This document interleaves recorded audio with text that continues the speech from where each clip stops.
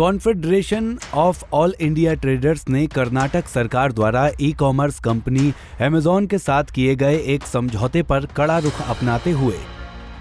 कर्नाटक के मुख्यमंत्री BS येदियुरप्पा को एक पत्र भेजकर कड़ा एतराज जताया है और कहा है कि एक ऐसी कंपनी जो दागी है और जिसके खिलाफ प्रवर्तन निदेशालय ने जांच शुरू की है और भारतीय प्रतिस्पर्धा आयोग ने भी जिसके खिलाफ जांच का आदेश दिया था, जिसे रुकवाने के लिए अमेज़न ने कर्नाटक उच्च न्यायालय में एक याचिका दायर कर रखी है के साथ समझौता कर कर्नाटक सरकार ने केंद्र सरकार एवं अन्य एजेंसियों के काम को धक्का पहुंचाने का काम किया है। कैट ने BS येदियुरप्पा से मांग की है कि अमेज़न के साथ हुए इस समझौते को तुरंत रद्द किया जाए। 2 महीने से दिल्ली और दिल्ली के आसपास चल रहे किसानों के आंदोलन के कारण से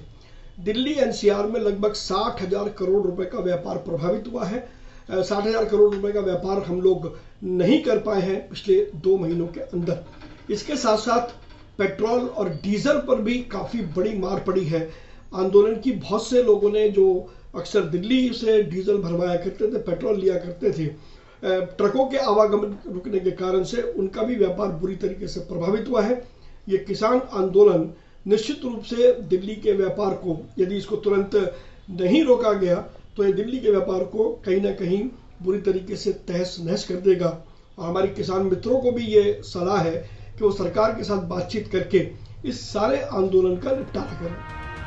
confederation of all India traders के राष्ट्रीय महामंत्री प्रवीण खंडेलवाल ने बेहद आश्चर्य जताते हुए कहा कि क्या कर्नाटक सरकार को समझौता करने से पहले ये मालूम नहीं था कि अमेज़न के खिलाफ देश भर में लागत से भी कम मूल्य पर माल बेचना, गहरे डिस्काउंट देना, एकल रूप से विभिन्न ब्रांड उत्पादों को अपने पोर्टल पर बेचना जैसे व्यापारिक कुप्रथाओं को लेकर देश भर में एक विरोध का माहौल है और केंद्र सरकार ने इसका संज्ञान लेकर प्रवर्तन निदेशालय को जांच करने का आदेश दिया है। क्या कर्नाटक सरकार को ये भी नहीं मालूम था कि हाल ही में दिल्ली उच्च न्यायालय ने अपने एक आदेश में अमेज़न को FDI पॉलिसी एवं फेमा कानून के उल्लंघन का दोषी करार दिया है और यदि सरकारी अफसरों ने सरकार को गुमराह किया है तो ऐसे अधिकारियों के खिलाफ कार्रवाई होनी चाहिए और यदि सरकार को ये मालूम था और फिर भी सरकार ने ये समझौता किया है तो फिर ये विषय केंद्र सरकार और भाजपा अध्यक्ष JP नड्डा के संज्ञान में लाना जरूरी है। ये अमेज़न जैसी कंपनियां ही हैं जो न केवल ई कॉमर्स बल्कि देश के रिटेल व्यापार पर भी अपना कब्जा जमाने के लिए हर तरह के हथकंडे का प्रयोग कर रही हैं, जिससे देश के व्यापारियों को बड़ा नुकसान हो रहा है। दिल्ली से कमल कुमार कंसल, पंजाब केसरी TV।